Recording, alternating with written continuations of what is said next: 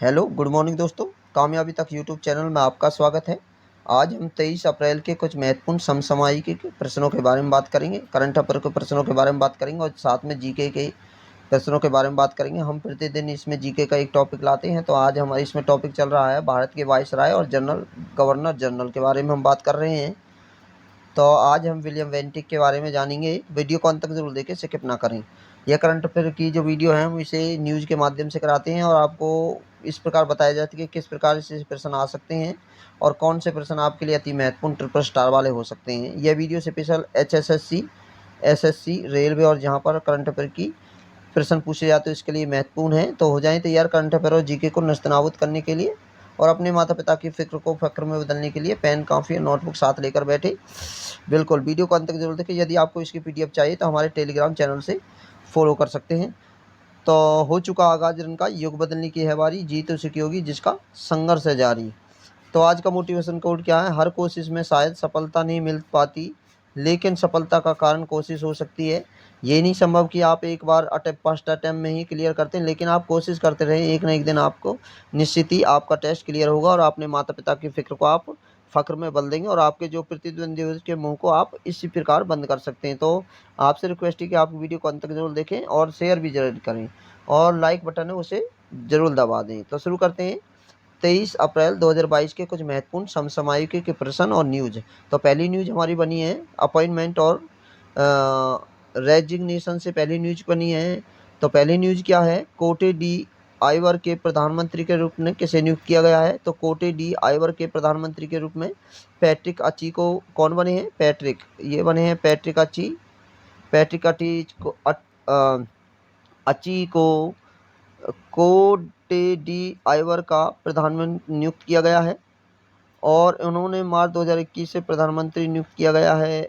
और कोटे D Ivoire के बारे में बात करें तो इसकी मुद्रा का नाम है यूमो सुकारो। यूमो सुकारो इसकी मुद्रा है और इसके प्रधानमंत्री हैं एल्सनी क्वाटरारा और इसके जो वर्तमान प्रधानमंत्री बने हैं वो बने हैं पैट्रिक अची और प्रेसिडेंट हैं इसके अलंसानी इसके प्रेसिडेंट हैं। अब बात कर लेते रिसेंट इंटरनेशनल अपॉइंटमेंट कौन कौन हुए हैं। तो वीडियो को जरूर आप इसे नोट जरूर करा करें और वीडियो अच्छी लगे तो अपने दोस्तों को शेयर करें। बता दें कि प्रतिदिन करंट अफेयर की वीडियो चल रही है, इसमें हम विशेष न्यूज़ के माध्यम से कराते हैं। तो रिसेंट इंटरनेशनल अपॉइंटमेंट पिछली हुई कुछ अंतर्राष्ट्रीय नियुक्तियां। तो अलेक्सेंडर वुक को reelected to president of Serbia. Serbia के राष्ट्रपति बने हैं कौन? अलेक्सेंडर सर्बिया के राष्ट्रपति नियुक्त किए हैं। सरदार वर्डी मोहम्मेदाओ ये प्रेसिडेंट बने हैं। तुर्कमेनिस्तान के प्रेसिडेंट कौन बने? सरदार, इसे याद रखें आप, सरदार। चिली के 36वें नंबर के राष्ट्रपति जो नियुक्त किए गए हैं वो किए गए हैं Gabriel boric. Gabriel boric important हो जाती है। गैब्रियल बोरिक चिली के नए राष्ट्रपति बने हैं 36वें नंबर के। और हंगरी की पहली फीमेल राष्ट्रपति बनी है कैटालिन नोवाक। इम्पोर्टेंट है, ट्रिपल स्टार वाली न्यूज़ जाती है। कैटालिन नोवाक क्या है? वह हंगरी की महिला राष्ट्रपति बनी हैं। मीट गेद। तो कैटालिन नोवाक हंगरी की पहली महिला राष्ट्रपति बनी है। ट्रिपल स्टार वाला क्वेश्चन हो जाता है यहाँ पे। तो हंगरी की नई महिला राष्ट्रपति कौन बनी है? तो ये बनी है कैटालिन नोवाक। साउथ कोरिया के जो राष्ट्रपति बने हैं वो यून सुक बने हैं। यून सुक साउथ कोरिया के। जर्मनी के जो राष्ट्रपति बने हैं वो फ्रैंक वेल्टर बने हैं जर्मनी के। और पेरू की प्रधानमंत्री जो बनी है वो अनीबल टोरेस बनी है। बुर्किना की जो प्रेसिडेंट बना है वो बना है पॉल हेनरी। इटालियन की राष्ट्रपति जो नियुक्त की गई हैं वो सेर्गियो नियुक्त किया गया है। पुर्तगाल की प्रधानमंत्री बने हैं एंटोनियो कोस्टा। होंडुरास की जो बनी है वो जियोमा कैस्ट्रो बनी है।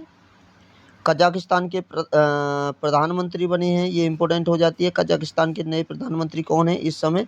अली खान सैमुलोव हैं। निकारागुआ के जो राष्ट्रपति हैं वो डैनियल ऑर्टेगा है। सूडान के जो नए प्रधानमंत्री बने हैं वो अब्दुल्ला हैमडॉक बने हैं। अब बात कर लेते हैं दूसरी न्यूज़ क्या बनी है अपॉइंटमेंट से। तो पहली दूसरी न्यूज़ है एलवी वैद्यनाथ को P&G इंडिया के CEO के रूप में नियुक्त किया गया है। तो P&G की इंडिया के नए CEO कौन नियुक्त किए हैं? तो एलवी वैद्यनाथ नियुक्त किए गए हैं। एलवी वैद्यनाथ नियुक्त किए गए हैं। उन्होंने मधुसूदन गोपालन का स्थान लिया है। इनसे पहले मधुसूदन गोपाल थे P&G के नए CEO।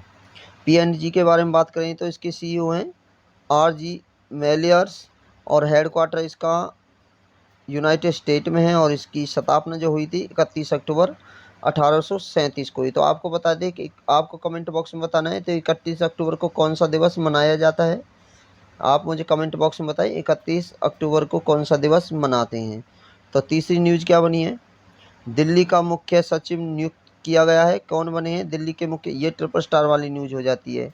दिल्ली के मुख्य सचिव कौन नियुक्त किए गए हैं? तो ये नरेश कुमार को दिल्ली का मुख्य सचिव नियुक्त किया गया। ट्रिपल स्टार वाली है।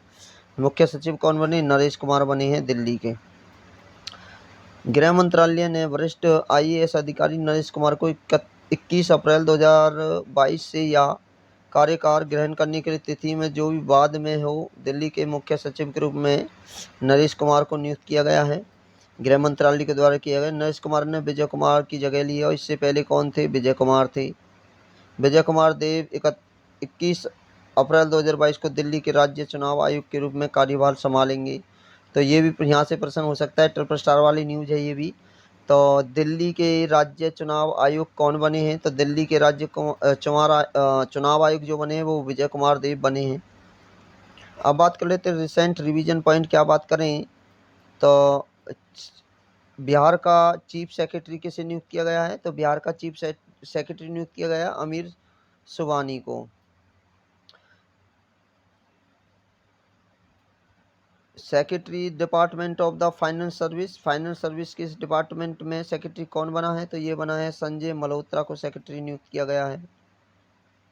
और एग्रीकल्चर में सेक्रेटरी के रूप में जो नियुक्त किए गए हैं वो मनोज आहूजा को किया गया है। Secretary in the minister of defence में अपॉइंट किए गए हैं वो किए गए हैं कोतिल वेरियम अजीत।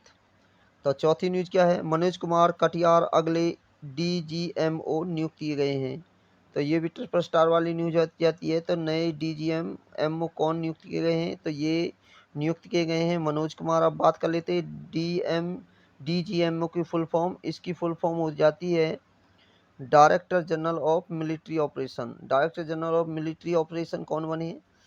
तो ऑपरेशन नियुक्त किए गए हैं मनोज कुमार को। रिवीजन पॉइंट बात करें मनोज पांडे 29वें चीफ ऑफ आर्मी स्टाफ बने हैं। तो मनोज पांडे इम्पोर्टेंट न्यूज़ है भाई। मनोज पांडे क्या बने हैं? तो ये बने हैं 29वें chief of the army staff lieutenant general परेड। तो मनोज पांडे इम्पोर्टेंट न्यूज़ हो जाती है। मनोज पांडे बने हैं आर्मी स्टाफ के चीफ बने हैं। Adviser in the ministry of defence. Ministry के डिफेंस में एडवाइजर कौन बने हैं? तो ये G खंदारे को नियुक्त किया गया है एडवाइजर इन डिफेंस में। और deputy chief of naval staff. Deputy chief in naval staff में कौन बने? तो ये संजय माहिंद्रू बने हैं। Sanjay Mahindru deputy chief of the naval staff बने हैं। पांचवी न्यूज़ क्या बनी है? भारत पे ने स्मृति हांडा को मुख्य मानव संसाधन अधिकारी नियुक्त किया गया है। तो किसके द्वारा स्मृति हांडा को मुख्य मानव संसाधन नियुक्त किया गया है? तो ये भारत पे के द्वारा नियुक्त किया गया है। भारत पे का जो हेड क्वार्टर है वह इसका हेड क्वार्टर नई दिल्ली के अंदर इसका हेड क्वार्टर है।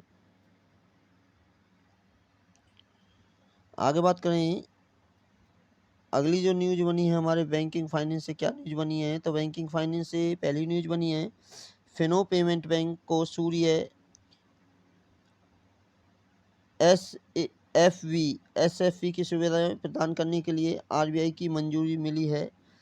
तो SFV की सुविधाएं देने के लिए फिनो बैंक को किसने सुविधा प्रदान की है? तो ये आरबीआई के द्वारा शुरू की गई हैं। तो अब बात करें, फिनो बैंक का हेडक्वार्टर मुंबई में है और इसके जो वर्तमान सीईओ हैं वो ऋषि गुप्ता इसके वर्तमान सीईओ हैं।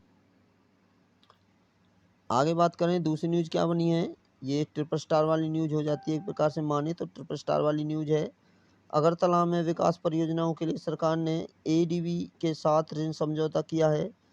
तो विकास परियोजनाओं के लिए सरकार ने किस बैंक के साथ समझौता किया है? तो ये एडीबी बैंक के साथ समझौता किया है। इसकी फुल फॉर्म हो जाती है Asian development bank, Asian development bank. तो इसकी जो स्थापना हुई थी वह 19 दिसंबर 1966 को एडीबीआई बैंक की स्थापना हुई थी और इसके कुल 68 सदस्य हैं और इसका हेडक्वार्टर मनीला में है, इसका हेडक्वार्टर। तो इम्पोर्टेंट हो जाता है, ये भी आपसे पूछा जा सकता है कि एडीबीआई बैंक का हेडक्वार्टर कहाँ है, तो आपको याद रखना है इसका हेडक्वार्टर मनीला में है और इसके कितने सदस्य 68 हैं और स्थापना 19 दिसंबर 1966 को इसकी स्थापना हुई थी एडीबी बैंक के। उसके बाद राष्ट्रीय न्यूज़ से क्या बनी है, ये ट्रिपल स्टार वाली, हम इस न्यूज़ को ट्रिपल स्टार, क्या जितने स्टार दिए जाएं उतना ही कम है ये न्यूज़। तो जोरहाट असम में ओआईएल द्वारा कमीशन किया गया भारत का पहला शुद्ध हरा हाइड्रोजन संयंत्र। तो भारत का पहला शुद्ध हरा हाइड्रोजन संयंत्र कहाँ कमीशन किया गया है? तो ये असम के जोरहाट में संयंत्र किया गया है। ऑल इंडिया लिमिटेड द्वारा असम में अपने जोराहट पंप स्टेशन पर भारत का पहला 99.999 पर शुद्ध ग्रीन हाइड्रोजन प्लांट चालू किया है। तो किसने किया है? तो ऑल इंडिया लिमिटेड के द्वारा शुरू किया गया है। और कहाँ किया गया है? तो भारत का पहला ग्रीन हाइड्रोजन जो प्लांट है ये शुरू किया गया है असम के जोराहट में और यह प्रतिदिन 10 किलो क्षमता इसकी होगी, 10 किलो ग्रीन हाइड्रोजन बना सकता है ये प्लांट। बात कर लेते हैं ऑयल इंडिया लिमिटेड के बारे में। तो ऑयल इंडिया लिमिटेड की जो स्थापना हुई थी वे 18 फरवरी 1959 को ही, इसका हेडक्वार्टर नोएडा के अंदर है और इसके जो वर्तमान चेयरमैन और एमडी हैं वो रंजीत राठ हैं। अब बात कर लेते हैं अबाउट हाइड्रोजन के बारे में। गेल के द्वारा इंडिया का पहला kind project of mixing hydrogen के लिए एक प्रोजेक्ट शुरू किया गया है। कहाँ किया गया है? तो इंदौर के मध्य प्रदेश में शुरू किया गया है हाइड्रोजन के लिए। और इसने गेल ने किसके साथ साथ भागीदारी की है? तो इंडियन ऑयल लिमिटेड के साथ भागीदारी की है। और NHPC to develop a green hydrogen project in Himachal Pradesh, ये भी न्यूज़ इंपॉर्टेंट हो जाती है। एनएचपीसी के द्वारा ग्रीन हाइड्रोजन प्रोजेक्ट कहाँ शुरू किया गया है? तो ये हिमाचल प्रदेश में शुरू किया गया है। दूसरी खबर क्या है, माननीय प्रधानमंत्री ने गुजरात के दाहोद में 22,000 करोड़ रुपए की विकास परियोजना का उद्घाटन किया है। तो 22,000 करोड़ रुपए की विकास परियोजनाओं का उद्घाटन माननीय प्रधानमंत्री ने कहाँ किया है? तो ये गुजरात के दाहोद में किया गया है। तीसरी खबर क्या है, प्रधानमंत्री मोदी ने गुजरात के बनासकांडा में नए डेयरी कॉम्प्लेक्स आलू प्रक्रम संयंत्र का उद्घाटन किया। ये इम्पोर्टेंट न्यूज हो जाती है। डेयरी कॉम्प्लेक्स और आलू संस्करण संयंत्र कहाँ स्थापित किए गए हैं, किसके द्वारा इनका उद्घाटन किया गया है? तो गुजरात में स्थापित किए गए हैं और माननीय प्रधानमंत्री के द्वारा इनका उद्घाटन किया गया है। तो अगली खबर क्या बन जाती है, चौथी खबर होती है विलिटी इलेक्ट्रिकल तेलंगाना में दुनिया का सबसे बड़ा इलेक्ट्रिकल 3 व्हीलर बनाने का प्लांट लगाएगी। तो ये ट्रिपल स्टार वाली इसे न्यूज़ को हम ट्रिपल स्टार क्या, इसे 100 स्टार देना चाहूँगा इस न्यूज़ को, क्योंकि ये न्यूज़ बहुत ही इम्पोर्टेंट हो जाती है। क्यों हो जाती है? तो दुनिया का सबसे बड़ा इलेक्ट्रिकल 3 व्हीलर बनाने का प्लांट कहाँ लगाया जाएगा? तो ये लगाया जाएगा तेलंगाना के अंदर। और किसके द्वारा पूछा जाए तो ये विलिटी इलेक्ट्रिकल के द्वारा लगाया जाएगा। ट्रिपल स्टार का 100 स्टार इलेक्ट्रिकल 3 व्हीलर कहाँ लगाया जा रहा है या कहाँ खोला जा रहा है? तो ये तेलंगाना में खोला जा रहा है और विलिटी इलेक्ट्रिकल के द्वारा खोला जा रहा है। अब इसके महत्वपूर्ण तथ्यों के बारे में जान लेते हैं। संयुक्त राज्य अमेरिका ने कैलिफोर्निया में स्थित विलिटी इलेक्ट्रिकल लिमिटेड ने तेलंगाना में दुनिया का सबसे बड़ा इलेक्ट्रिकल 3 व्हीलर निर्माण सुविधा स्थापित करने की अपनी मांग की घोषणा की है। यह संयंत्र 2 चरणों में 200 एकड़ क्षेत्र में बनाया जाएगा। इस सुविधा में तो अगली खबर क्या बनेगी? अगली खबर भी इम्पोर्टेंट है, ट्रिपल स्टार वाली हो सकती है। तो साबरमती आश्रम जाने वाले ब्रिटेन के पहले पीएम बने बोरिस जॉनसन। तो बोरिस जॉनसन साबरमती आश्रम जाने वाले कौन से नंबर के ब्रिटेन प्रधानमंत्री बने हैं? तो ये पहले नंबर के बने हैं। ब्रिटिश प्रधानमंत्री बोरिस जॉनसन गुजरात के साबरमती आश्रम का दौरा करने वाले यूके के या ब्रिटेन के पहले प्रधानमंत्री बन चुके हैं। अब साबरमती आश्रम वह स्थान है जहां पर गांधी जी ने एक दशक से अधिक समय तक ब्रिटिश उपनिवेशक शासन के आज़ादी के लिए भारत में संघर्ष को नेतृत्व किया था। बोरिस जॉनसन 1947 के बाद गुजरात का दौरा करने वाले पहले ब्रिटिश प्रधानमंत्री बने हैं और यह फिलहाल 2 दिन की दौरे पर आए हुए हैं। अंतर्राष्ट्रीय न्यूज़ से क्या खबर बनी है? तो अंतर्राष्ट्रीय न्यूज़ से जो खबर बनी है वह पहली खबर बनी है, थाईलैंड का कांड पहल के तहत भारत निर्मित कोविड के टीके मिले हैं। तो भारत को किस के द्वारा कोविड निर्मित टीके दिए गए हैं? तो थाईलैंड के द्वारा दिए गए हैं। तो अगली खबर क्या बनी है? समिति और मीटिंग से खबर क्या बनी है? प्रधानमंत्री ने गांधीनगर में वैश्विक आयुष शिखर सम्मेलन, ये ट्रिपल स्टार वाली क्या 100 स्टार वाली न्यूज होती है? तो वैश्विक आयुष शिखर सम्मेलन का उद्घाटन कहाँ किया गया है? तो यह गांधीनगर में किया गया है। गांधीनगर गुजरात में पड़ता है। अब बात करते हैं कमेटी और पैनल से क्या खबर बनी है। सेबी ने नियामक और प्रौद्योगिकी समाधानों को लाभ उठाने के लिए अपनी सलाहकार समिति का पुनर्गठन किया है।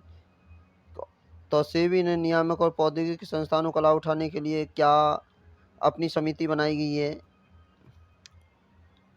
आगे बात करते हैं सपोर्ट से क्या न्यूज बनी है। एशियाई कुश्ती चैंपियनशिप में हरप्रीत सिंह ने सचिन शेरावत ने जीता कांस्य पदक। इंपोर्टेंट न्यूज है, ये ट्रिपल स्टार वाली न्यूज हो जाती है। तो एशियाई कुश्ती चैंपियनशिप में हरप्रीत और सचिन शेरावत ने कौन सा पदक जीता है? तो ये जीता है कांस्य पदक। और यह एशियाई कुश्ती चैंपियनशिप मंगोलिया में हो रही है। कहाँ हो रही है? मंगोलिया में हो रही है। सचिन शेरावत ने 67 किलोग्राम में उज्बेकिस्तान के मखमूद बख्शियालेव को हराया है। और जबकि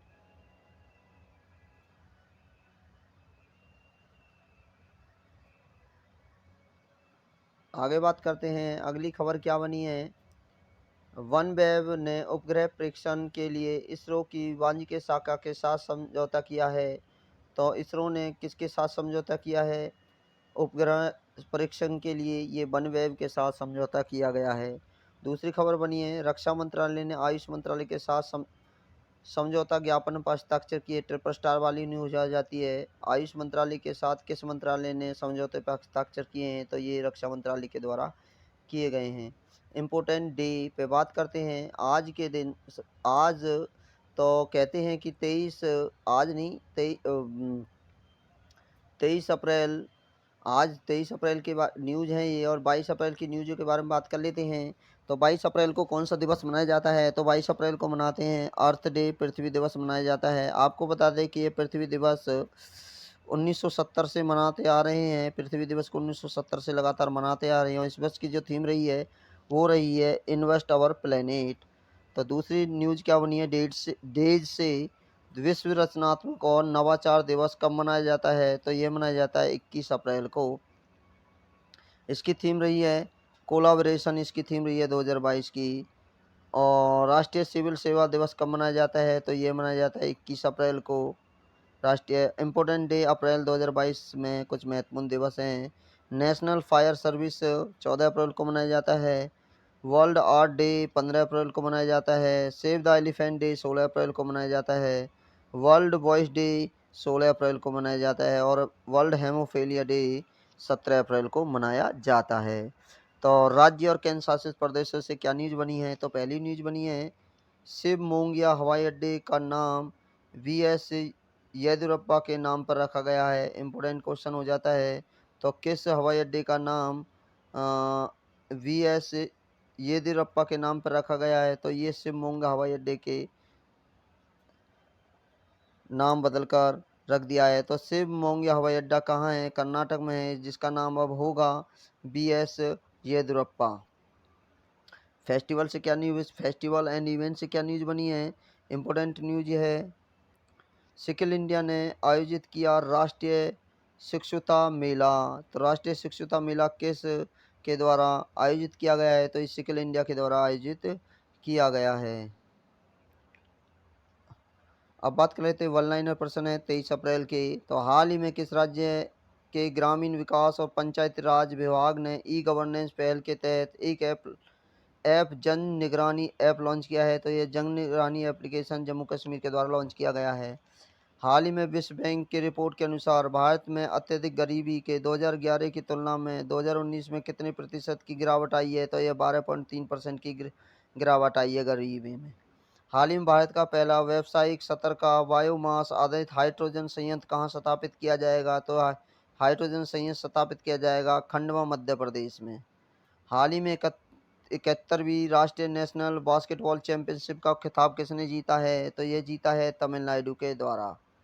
हाल ही में भारत का पहला शुद्ध हरित हाइड्रोजन संयंत्र किस राज्य में शुरू किया? ये किया असम के जोरहाट में।